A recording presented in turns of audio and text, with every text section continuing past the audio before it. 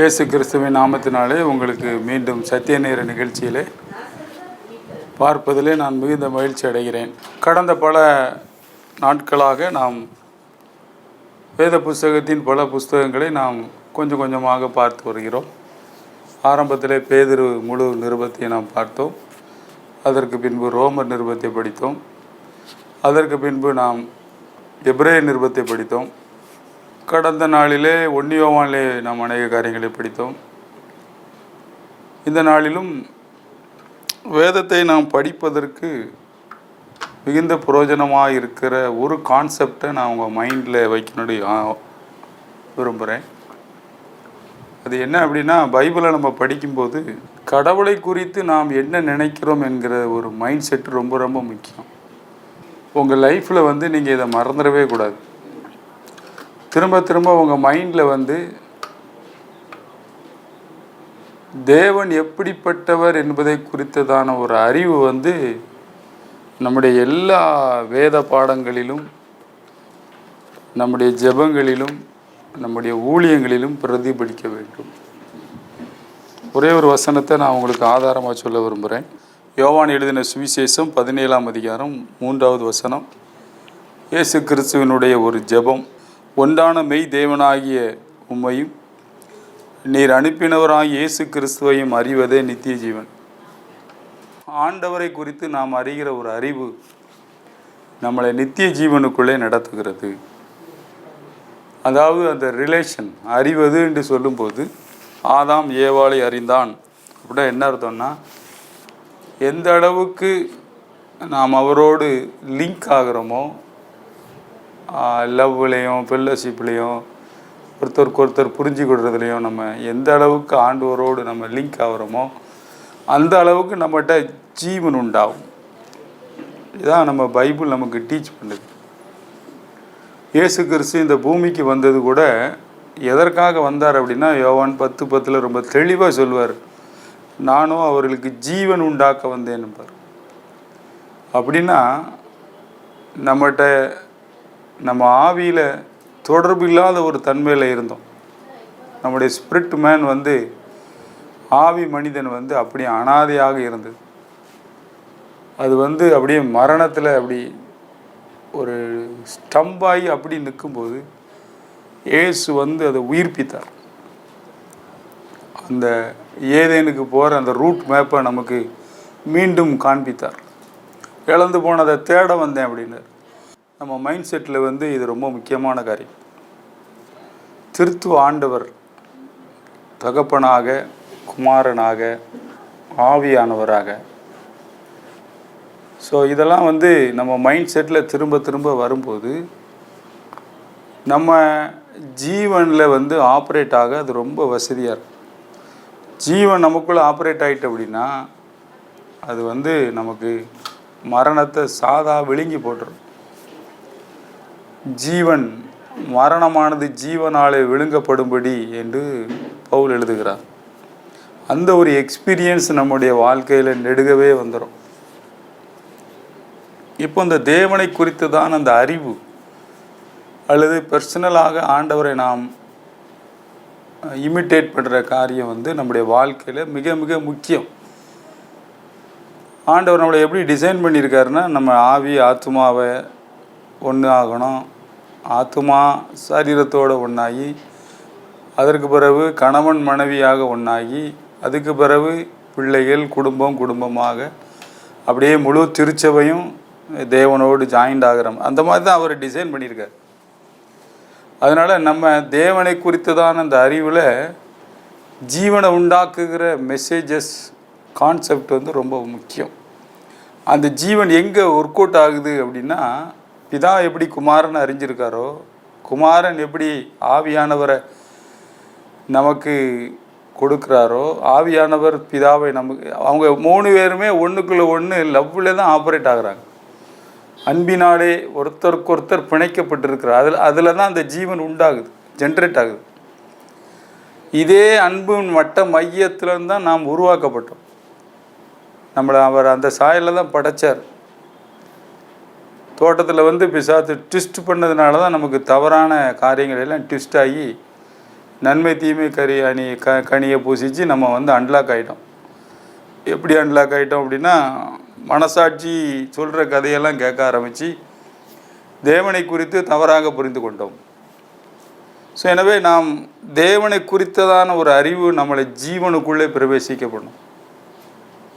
ஒருவேளை நீங்கள் இந்த செய்தியை கேட்கும்போது உங்களுக்கு முதல்ல கேட்கும்போது வித்தியாசமாக தெரியலாம். ஆனால் நீங்கள் திரும்ப திரும்ப இதை நீங்கள் கவனித்து பார்ப்பீர்கள் என்றால் அது உங்களுக்குள்ளே மரணத்தை நீக்கி ஜீவனை உண்டாக்குகிற ஒரு செய்தியாக இருக்கும். நாம் ஒரு செய்தியை ப்ரிப்பேர் பண்ணும்போது அல்லது ஒரு மெசேஜை ஜனங்களுக்கு கொடுக்க ஆரம்பிக்கும்போது அதனுடைய சென்டர் பாயிண்ட் அது வேர்ட் ஆஃப் காடா அல்லது ப்ரேயரா அல்லது மெடிடேஷனா, இப்படி நிறைய காரியங்கள் இருக்குது.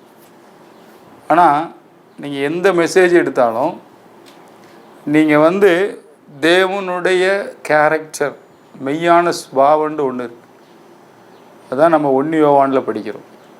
1 யோவானில் என்ன படிக்கிறோம் அப்படின்னா, 4ஆம் அதிகாரம் 8ஆம் வசனத்தை பார்த்தீங்கன்னா, தேவன் அன்பாகவே இருக்கிறார். திரும்ப 16ஆம் வசனத்தில் நீங்கள் பார்த்தீங்கன்னா, தேவன் அன்பாகவே இருக்கிறார். இந்த ரெண்டுமே வந்து காட் இஸ் லவ் அப்படின்னு போட்டிருக்கும். காட் இஸ் லவ்விங் கிடையாது, காட் இஸ் லவ். ஸோ அதனால் நான் உங்களுக்கு என்ன சொல்ல விரும்புகிறேன் அப்படின்னா, தேவனை குறித்ததான அறிவு, அவர் அன்பாக தான் இருக்கிறாரு. தேவன் அப்படிங்கும்போது நீங்கள் பிதா, குமாரன், பரிசுத்தாவி இந்த 3 பேரும் ஒரே தேவனாக, அதாவது பிரிக்கவே முடியாதபடி ஒன்னஸாக இருக்காங்க.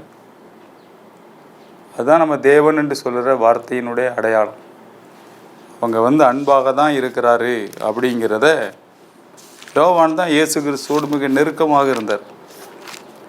அவர் ஃப்ரெண்டாக இருந்தார். அதனால தான் அந்த நிருபத்தில் நிறைய ரெவலேஷன் நமக்கு கிடைக்கும். நீங்கள் 4ஆம் அதிகாரம் 8ஆம் வசனத்தை பார்த்தீங்கன்னா, அன்பில்லாதவன் தேவனை அறியாண்டு போட்டிருக்கும். அப்போ தேவனை குறித்த ஒரு அறிவு உங்களுக்கு ஸ்டார்ட் ஆகணுனாலே நீங்கள் லவ்வுக்குள்ளே வந்தாகணும். லவ் இல்லாமல் நீங்கள் வந்து பைபிள் படிக்கிறது, ஜெபம் பண்ணுறதுலாம் வந்து அது ஒரு மத கிரியையாக மாறிப்போகும். இந்த வசனத்தில் ரொம்ப அழகாக இருக்குது. அன்பில்லாதவன் தேவனை அறியான், தேவன் அன்பாகவே இருக்கிறார். அப்போ நம்ம மைண்ட் செட்டில் வந்து தேவன் அன்பாகவே, அன்பாகவும் இல்லை, அன்பாகவே இருக்கிறார் என்பது நமக்கு வந்து மிக முக்கியமான ஒரு கண்ணாடி பைபிள் படிக்கிறது. ஸோ நீங்கள் லவ் இல்லாமல் என்னென்னாலும் பண்ணலாம். தான தர்மம் பண்ணலாம், ஜோம் பண்ணலாம், நீங்கள் வந்து ப்ராஃபஸி சொல்லலாம், நீங்கள் வந்து அப்படி தான் இருக்குது. நம்ம 1 Corinthians 13 படிக்கிறோம். அந்நிய பாஷை பேசலாம், என்னென்னாலும் பண்ணலாம். ஆனால் நீங்கள் தேவனை அறிய முடியாது. அது ரொம்ப முக்கியமான பாயிண்ட். இதில் நீங்கள் தேவனை அறியணும் அப்படின்னா அன்புல நீங்கள் ஸ்டார்ட் ஆகி ஆகணும். இதே 1 யோவானில் 4ஆம் அதிகாரம் 8, 9வது வசனத்தை பாருங்கள். இப்போ 8ஆம் வசனம் படித்தோம். 9 தம்முடைய ஒரே பேரான குமாரனாலே நாம் பிழைக்கும்படிக்கு தேவன் அவரை இவ்வுலகத்திலே அனுப்பினதினால் தேவன் நம்மேல் வைத்த அன்பு வெளிப்பட்டது, ரிவீல்டு. அதனால தான் அந்த அன்பை வந்து நம்ம ரிசீவ் பண்ணணும். சிலுவையில் வந்து பிதாவானவர் போட்டு தாட்டிட்டாரு, ரத்தத்தை பார்த்த உடனே நம்மளை மன்னிச்சிட்டாருன்னு தவறாக நீங்கள் புரிஞ்சு வச்சுருக்குறோம். அப்படி இல்லை. சிலுவையில் அங்கே என்ன நடந்துச்சு அப்படின்னா, பிதா வந்து இரத்த காட்டேரி கிடையாது, ரத்தம் குடிக்கிறதுக்கு. அவருக்கு பலிலாம் வந்து தேவையும் கிடையாது. அங்கே என்ன நடந்துச்சுன்னா, மனிதனும் வந்து இவ்வளோ கொடூரமாக நடந்து கொண்டாலும் கட்டி பிடிச்சி தேவன் தம்முடைய அன்பை வெளிப்படுத்தினார். குமாரன் அதை வெளிக்காட்டினார். தாவே இவர்களுக்கு மன்னியுன்னு சொன்னார். ஸோ இந்த அன்பு வெளிப்பட்டது, ரிவீல்டு. ஸோ திரும்ப திரும்ப உங்கள் மைண்டில் இதை ரினியூவல் பண்ணணும். நீங்கள் இந்த ஒரு கண்ணாடியை மட்டும் நீங்கள் போட்டுட்டீங்க அப்படின்னா உங்கள் மனம் வந்து மறுரூபமாகி உங்கள் லெவல் வேறு லெவலுக்கு போகும். மற்றபடி மைண்டு ரினியூவல் ஆகிற கஷ்டப்படும். அழகாக போட்டிருக்கு, நாம் பிழைக்கும்படிக்கு தேவன் அவரை இவ்வுலகத்தில் அனுப்பினதினால் தேவன் நம்மேல் வைத்த அன்பு வெளிப்பட்டது. ஸோ அவர் தான் நம்மளை நேசித்தார், ஏற்கனவே நேசித்து கொண்டிருக்கிறார், ஸ்டில் டேட் அவர் லவ் பண்ணுறாரு நம்மளை. இதை நீங்கள் மறந்துடவே கூடாது. 10ஆம் வசனம் 1 யோவான் 4:10. நாம் தேவனிடத்தில் அன்பு கூர்ந்ததினால் அல்ல, அவர் நம்மிடத்தில் அன்பு கூர்ந்து நம்முடைய பாவங்களை நிவிர்த்தி செய்கிற கிருபாதார பலியாக தம்முடைய குமாரனை அனுப்பினதினாலே அன்பு உண்டாகியிருக்கிறது. உன் கண்ணு நெய் திறக்கப்படட்டும். அங்கே பலி நமக்காக தான், தேவனுக்காக இல்லை. எப்பா இவ்வளோ தூரம் நீ அடித்து கொண்டு என்னைய அவமானப்படுத்தி புறக்கணிச்சா கூட ஐ லவ் யூ, நான் உங்களை நேசிக்கிறேன். அங்கே அழகாக போட்டிருக்கு. நாம் தேவனிடத்தில் அன்பு கூர்ந்ததினால் அல்ல, அவர் நம்மிடத்தில் அன்பு கூர்ந்து நம்முடைய பாவங்களை நிவிர்த்தி செய்கிற கிருபாதார பலியாக தம்முடைய குமாரனை அனுப்பினதினாலே அன்பு உண்டாயிருக்கிறது. இந்த லவ் சிலுவையில் ஸ்டார்ட் ஆகியிருக்கு. இவ்வளோக்குள்ள அதை ப்ரூவ் பண்ணியிருக்கார். இன்றைக்கும் அவர் நம்ம ஹார்ட்டில், நம்ம ஆவியில் அவர் ஒர்க் பண்ணுன்னு விரும்புகிறார். ஆக்டிவேஷனுக்கு வரணும் அப்படின்னு. அடுத்த வசனம், பிரியமானவர்களே, தேவன் இவ்விதமாய் நம்மிடத்தில் அன்பு கூர்ந்திருக்க, எவ்விதமாய் நம்ம போட்டு அடின்னு அடித்தா கூட அவரை மன்னியுன்னாரு. நம்முடைய எல்லா இருளான இடத்துக்குள்ளேயும் போய் பிதாவை கண்டுபிடிச்சி நம்மளை நேசித்தார். ஸோ நம்ம எவ்வளவு அவமானப்படுத்தினாலும், எவ்வளவு புறக்கணித்தாலும், துரோகம் பண்ணாலும், விட்டுட்டு ஓடினாலும் அவர் திரும்ப தேடி உயிர் தெழுந்த பிறகு டூ யூ லவ் மீன்னு கேட்டார். நீ என்னை நேசிக்கிறாயா? அந்த மைண்ட் செட்டில் தான் இவர் சொல்கிறார். இவ்விதமாய், பிரியமானவர்களே, தேவன் இவ்விதமாய் நம்மிடத்தில் அன்பு கூர்ந்திருக்க, நாமும் ஒருவரிடத்தில் ஒருவர் அன்பு கூற கடனாளிகளாக இருக்கும். இந்த லவ்வில் ஒருத்தன் ஆப்ரேட் ஆகாமல் வெறுமனே பைபிள் வாசிக்கிறது, ஜோம் பண்ணுறது, ஏதாவது ஊழியம் பண்ணுறது, இந்த மாதிரி ஊழியத்தை மையப்படுத்திட்டு இருதயத்தை கடினப்படுத்திடுவாங்க. அதனால தான் வியாதி, மரண கிரியைகள், பற்றாக்குறை, நிறைய காரியங்களுக்கு அவங்களே காரணமாகிடுவாங்க. ஆண்டவருக்காக சம்பந்தமே கிடையாது. இதில் அழகாக போட்டிருக்கு, தேவன் இவ்விதமாய் நம்மிடத்தில் அன்பு கூர்ந்திருக்க, நாமும் ஒருவரிடத்தில் ஒருவர் அன்பு கூற கடனாளிகளாக இருக்கிறோம். நீங்கள் தேவன் நம்மளை நேசிக்கிறாரு அன்கண்டிஷனல்னு மைண்ட் செட்டு பண்ண பிறரை நேசிக்கிறது, நம்மளை அவமானப்படுத்தினவங்களை நேசிக்கிறது, நம்மளை முதுகில் குத்துனவங்களை நேசிக்கிறது, நன்றி அறிதல் இல்லாதவங்களை நேசிக்கிறது நமக்கு ஈஸியாக இருக்கும், கஷ்டமாகவே இருக்காது. நம்ம வழக்கமாகவே மன்னிக்கிறவர்களாக மாறிப்போவோம். So God centered life, God's love centered life, தேவன் இவ்விதமாய். ஸோ நீங்கள் இதில் திரும்ப வரணும். வந்தால் தான் தேவனை குறித்த இந்த அறிவு, இந்த லவ்விலேருந்து பிறந்தால் தான் உங்களுக்குள்ள ஜீவன் உண்டாகும். நீங்கள் மறுரூபமாக முடியும். மற்றபடி 1000 பிரசங்கம் கேட்டாலும் உங்களுக்கு ஒர்க் அவுட் ஆகாது. உங்கள் இருதயம் கடினமாக இருக்கும், அந்த ஜீவன் வெளிப்படாது. அடுத்த வசனத்தை பார்த்தீங்கன்னா 12ஆம் வசனம், தேவனை ஒருவரும் ஒருபோதும் கண்டதில்லை. முக்கியமான சப்ஜெக்ட். நாம் ஒருவரிடத்தில் ஒருவர் அன்பு கூர்ந்தால் தேவன் நமக்குள் நிலைத்திருக்கிறார், அவருடைய அன்பும் நமக்குள் பூரணப்படும்.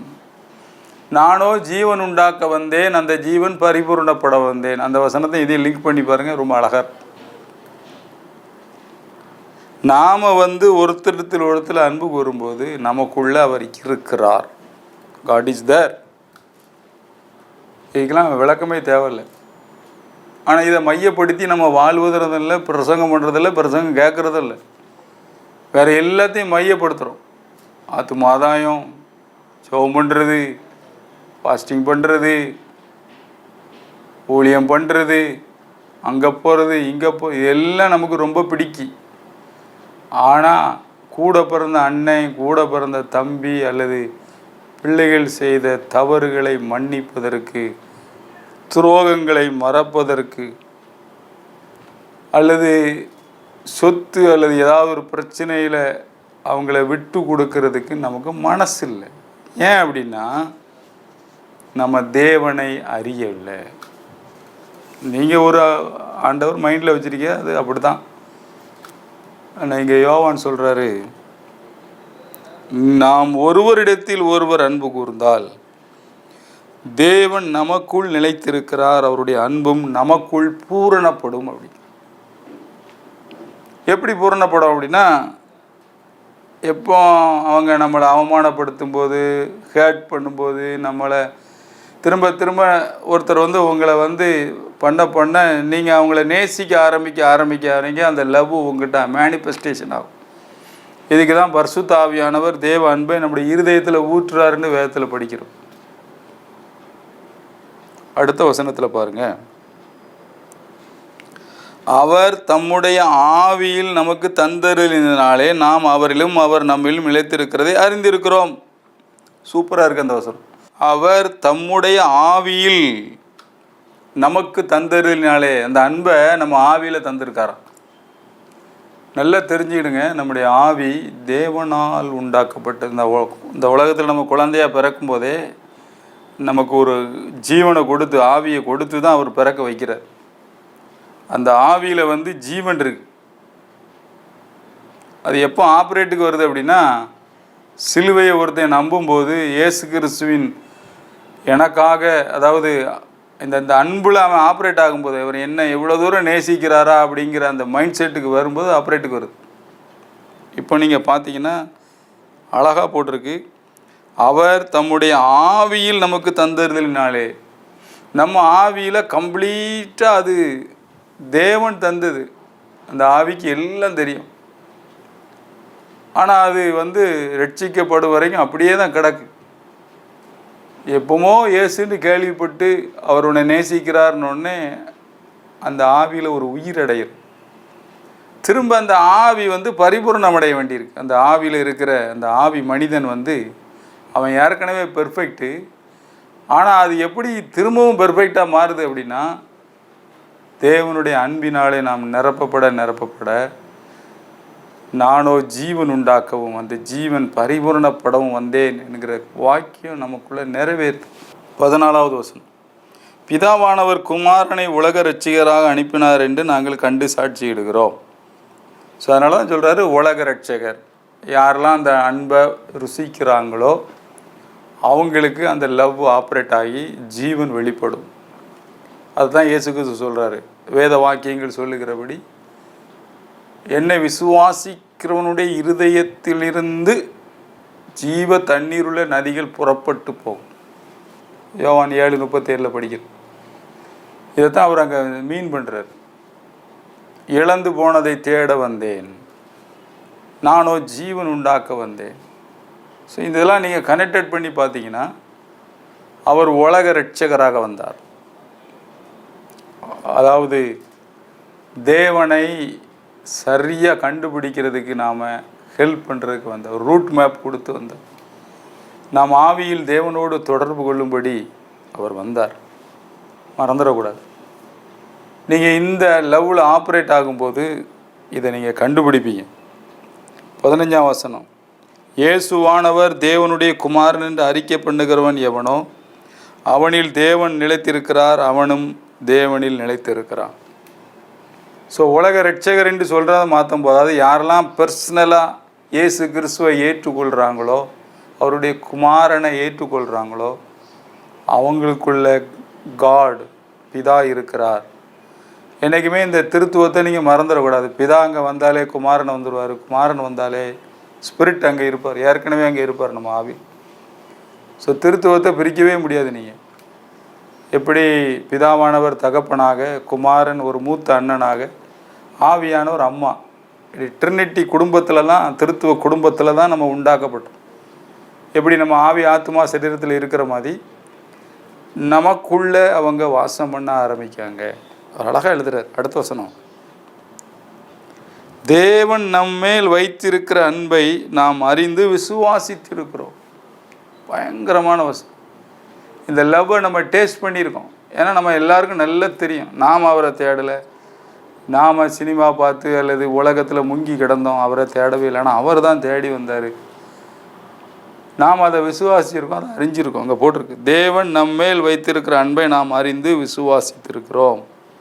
திரும்பியும் சொல்கிறாரு, தேவன் அன்பாகவே இருக்கிறார். அன்பில் நிலைத்திருக்கிறவன் தேவனில் நிலைத்திருக்கிறான், தேவனும் அவனில் நிலைத்திருக்கிறார். நீங்கள் லவ்வில் ஸ்டடி ஃபாஸ்ட்டாக நின்று பாருங்களேன். உங்களுக்கு துரோகம் பண்ணவங்க, ஏமாத்துனவங்க, தூக்கி தூர போட்டவங்க, 10 வருஷம் 20 வருஷம் 30 வருஷம் இப்படி நீங்கள் சின்சியராக இருந்த ஒரே நாளில் தூக்கி தூர போட்டவங்க, அல்லது உங்கள் நன்மைகளை தூசித்தவங்க, உங்களை விமர்சனம் பண்ணவங்க, நீங்கள் கட்டி காத்து வந்த குடும்பங்கள், நன்றி அறியாதவர்கள், இவங்களெல்லாம் மன்னிக்கிறது எப்படி உங்களுக்கு லகுவாக மாறும் அப்படின்னா இந்த வசனத்தின்படி தான். அன்பில் நிலைத்திருக்கிறவன் தேவனில் நிலைத்திருக்கிறான். நீங்கள் பாசிட்டிவாகவே உங்கள் மைண்ட் செட்டை கொண்டு வாங்க. நீங்கள் லவ்வில் ஆப்ரேட் அது வந்து ப்ரொவோக் ஆகிட்டு அப்படி ஓப்பன் ஆகிட்டு அப்படின்னா உங்கள்கிட்ட ஜீவன் வெளிப்படும். அடுத்த வசனத்தை நீங்கள் பாருங்கள். நியாய தீர்ப்பு நாளிலே நமக்கு தைரியம் உண்டாயிருக்கத்தக்கதாக அன்பு நம்மிடத்தில் பூரணப்படுகிறது. ஏனென்றால் அவர் இருக்கிற பிரகாரமாகவே நாமும் இவ்வுலகத்தில் இருக்கிறோம். ஸோ இந்த லவ்வை சொல்லிட்டு தான் அவர் சொல்கிறாரு, அவர் எப்படி இருக்காரோ அப்படி தான் இந்த பூமியில் நம்ம இருக்கோம். அப்படின்னா என்ன அர்த்தம் அப்படின்னா, இயேசு இந்த பூமியில் எப்படி 2 மண்டலத்துலையும் வேலை பார்த்தார்.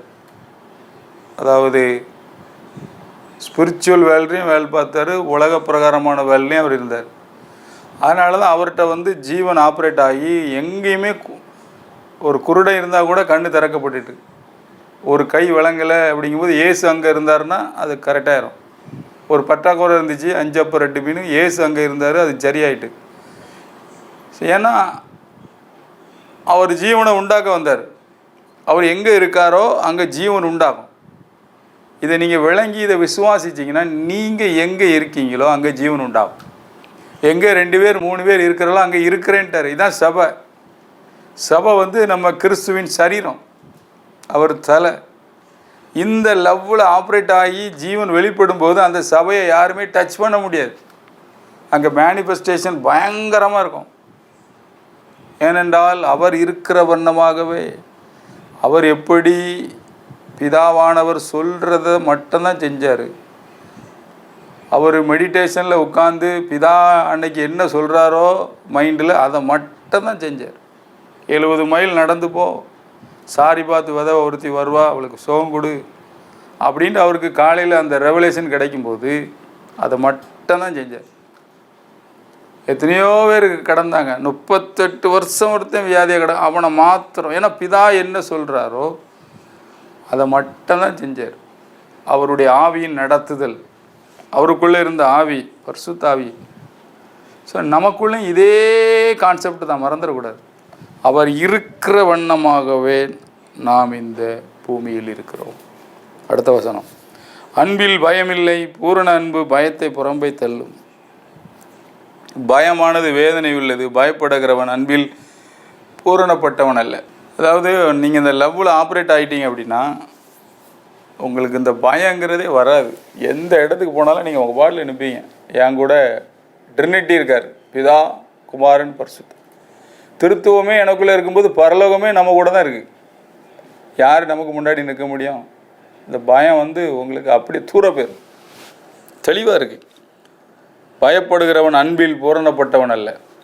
இப்போ உங்களுக்கு எதையை கொடுத்தாவது பயம் இருக்குது அப்படின்னா இன்றைக்கி தெரிஞ்சுக்கிடுங்க, நீங்கள் வந்து லவ்வில் ஆப்ரேட் ஆகலை. உங்கள் அக்காட்ட அல்லது தங்கச்சிட்ட அல்லது உடன் ஊழியர்கள்ட்ட நீங்கள் ஒரு சின்ன கசப்பில் இருக்கேன்ற அர்த்தம். அதுக்குள்ளே பிசாசு இருக்கான், அவன் தான் அந்த பயத்தை கொடுக்குறான். அவனுக்கு இடம் கொடுக்காதங்க. அவன் வேலையை திருடுறது தான். திருடன் திருடவும் கொல்லவும் அழிக்கவே வருகிறான். அவன் வேலை ஃபஸ்ட்டு திருடுறது, அதுக்கு பிறகு கொல்றது. நம்ம எவ்வளோ ஸ்பிரிச்சுவலாக இருந்தாலும், நல்ல ஆவியில் நிரம்பி அந்நிய பாஷை பேசி நல்ல ஒரு 5 அதிகாரம் 10 அதிகாரம் படித்து பக்காவாக ஊழியங்க பண்ணிக்கிட்டே தான் இருக்கோம். ஒரு சைடு வாக்கில்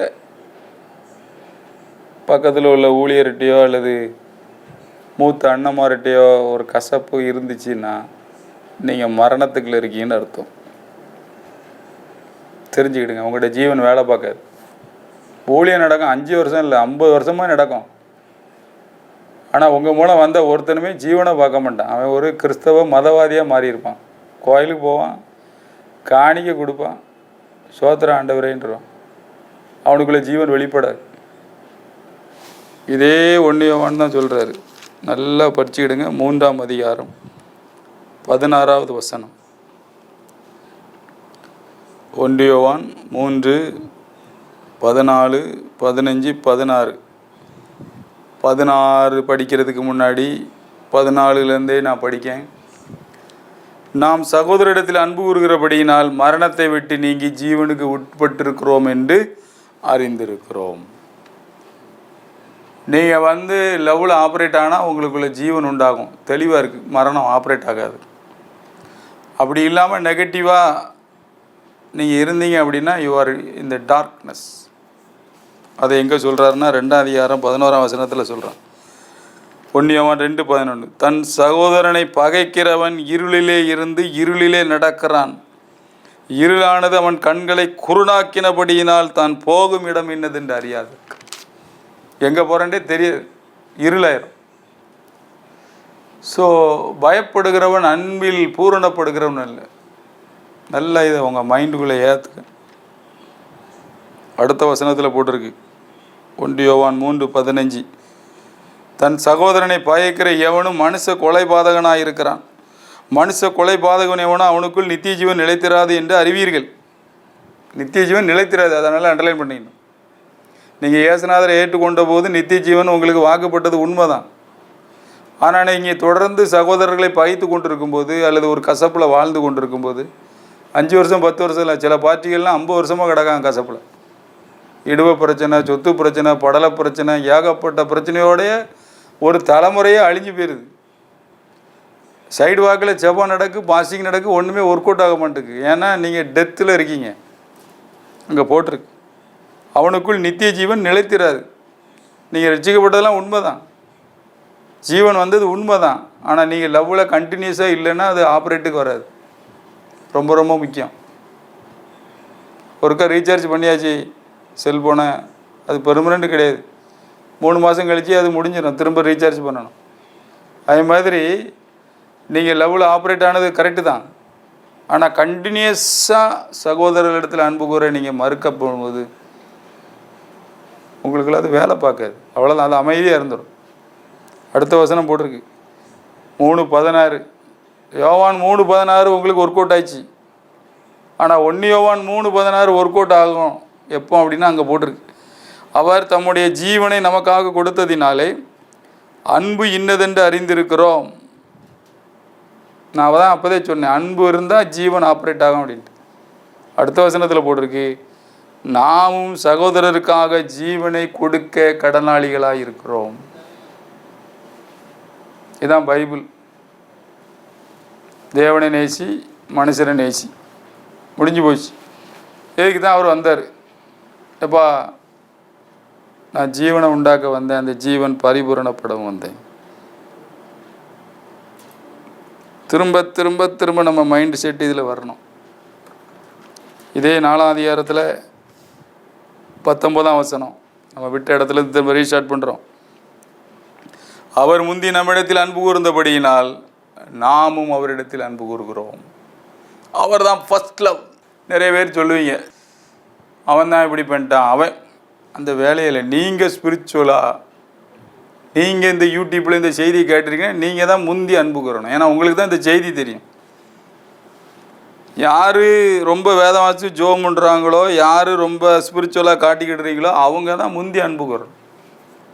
ஏசு கிறிஸ்து தான் முந்தி அன்பு கூர்ந்தார். அடின்னு குத்துனாங்க, ஐ லவ் யூ செல்லம் மண்டிக்கிறேன்னாரு. அதான் முந்தி அன்பு கூறுறது. ஸோ தேவனை குறித்ததான அறிவு நித்திய ஜீவனை நமக்குள்ள ஆப்ரேட் பண்ணுது. தொடர்ந்து நாம் அடுத்த வாரத்தில் இந்த செய்தியை தொடர்வோம். கண்களை மூடி நாம் ஜெபிக்கலாம். நல்ல பிதாவே, உமக்கு நாங்கள் நன்றி செலுத்துகிறோம். ஜீவன் உண்டாகத்தக்கதாக, இருள் போகத்தக்கதாக இந்த நாளிலே ஆவியானவர் எங்களுக்குள்ளே இருந்து ஃபாதர் காடு நீங்கள் ஒர்க் பண்ணுறீங்க, அதற்காக தோத்துறோம். இதை பார்க்குறவங்களுடைய கண்கள் திறக்கப்பட்டபடினாலே தோத்துரும். இயேசு கிறிஸ்து மூலம் வேண்டுகிறோம் நல்ல பிதாவே, ஆமென்.